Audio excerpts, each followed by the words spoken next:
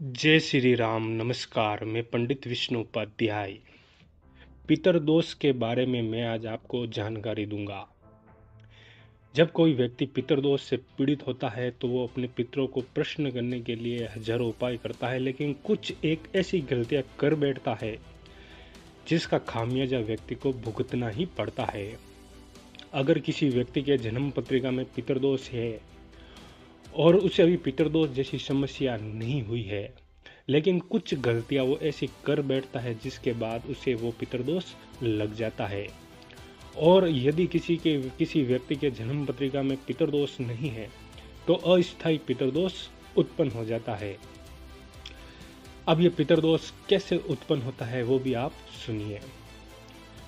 श्राद्ध पक्ष से पहले पूरे वर्ष या श्राद्ध पक्ष के बाद में यदि किसी भी परिवार में किसी व्यक्ति की मृत्यु होती है तो जो आने वाला श्राद्ध पक्ष होता है तो उसमें सबसे पहले उसी व्यक्ति का श्राद्ध पक्ष मनाया जाएगा जिसकी अभी मृत्यु हुई है।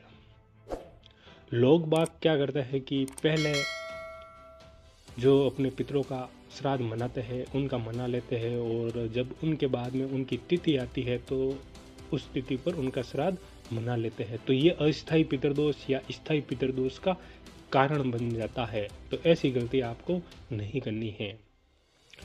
जब भी किसी व्यक्ति की मृत्यु होती है और आने वाला श्राद्ध पक्ष होता है तो उस दिन, उस व्यक्ति के तिथि वाला दिन, परिवार के सभी सदस्य, इसमें सभी महिलाएं पुरुष एक स्थान पर एकत्रित होने चाहिए और घर पर भोजन बनवाना चाहिए। और एक भोजन की थाल सबसे पहले उन पितरों को लगाए जिनकी अभी अभी मृत्यु हुई है।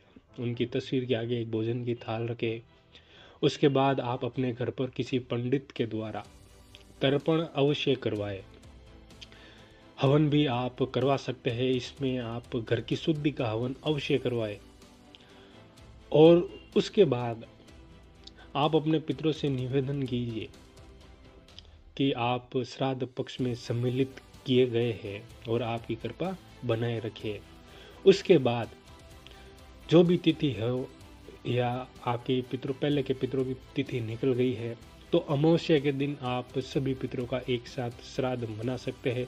उसके बाद जो आने वाला श्राद्ध होगा उसमें आप अलग अलग तिथि पर श्राद्ध मना सकते हैं। इसमें आपका दोष नहीं लगेगा।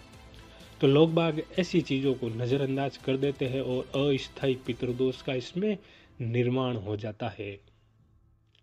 तो परिवार में जब किसी व्यक्ति की मृत्यु होती है तो श्राद्ध पक्ष में उन्हें शामिल करना बहुत ज़रूरी होता है। अगर आप शामिल नहीं करेंगे तो आपके पितर आप पर असंतुष्ट हो जाएंगे, और साथ में जो वो पितर जिनकी कृपा यदि आपको मिल रही है तो उनकी कृपा भी इसमें रुक जाएगी।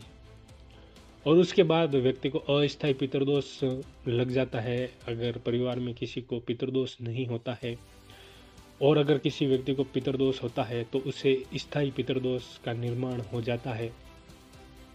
तो ऐसी गलतियां लोग बाग करते हैं और उसके बाद वो अपने पितरों को प्रसन्न करने की कोशिश करते हैं, उनकी कृपा प्राप्ति के लिए उपाय करते हैं। या फिर किसी व्यक्ति को पता चल जाए कि पितरदोष जैसी समस्या है तो वो उपाय करता है, लेकिन आपके परिवार में या तो आपके पूर्वजों के द्वारा कोई गलती की गई है जिस कारण आप अभी परेशान हैं, या फिर अगर आपके सामने ऐसी घटनाएं घटित हो तो आप इस चीज़ की सावधानी अवश्य रखें। सभी को ये जानकारी दीजिए ताकि आपके जीवन में किसी भी प्रकार की यदि पितरदोष जैसी समस्या होती है तो इसे आप बचे रह सकते हैं। अब इसमें पितर सब पर नाराज कैसे होते हैं जब परिवार में सभी व्यक्ति एक साथ इकट्ठे होते हैं और वो इन चीज़ों को नज़रअंदाज करते हैं, मानते नहीं हैं, तो पितर सब पर नाराज होते हैं। क्योंकि अगर एक भी ज्ञानी व्यक्ति इस कार्य को विधि विधान से करवाता है तो वो कार्य सिद्ध होने पर आपके पितरों की कृपा सब पर मिलती है, नहीं तो दोष के भागी सभी व्यक्ति होते हैं। तो मृत्यु जब किसी परिवार में किसी की होती है तो श्राद्ध पक्ष पहले उसी व्यक्ति का मनाना चाहिए और ये पूर्ण विधि विधान से मनाना चाहिए। दोस्तों, पितरदोष पर मैं आपको और जानकारी, अस्थायी पितरदोष और स्थायी पितरदोष और उनके उपाय भी बताता रहूँगा आगे आने वाले समय में। मैं आशा करता हूँ कि मेरे द्वारा दी गई जानकारी से आपको लाभ होगा। नमस्कार। जय श्री राम।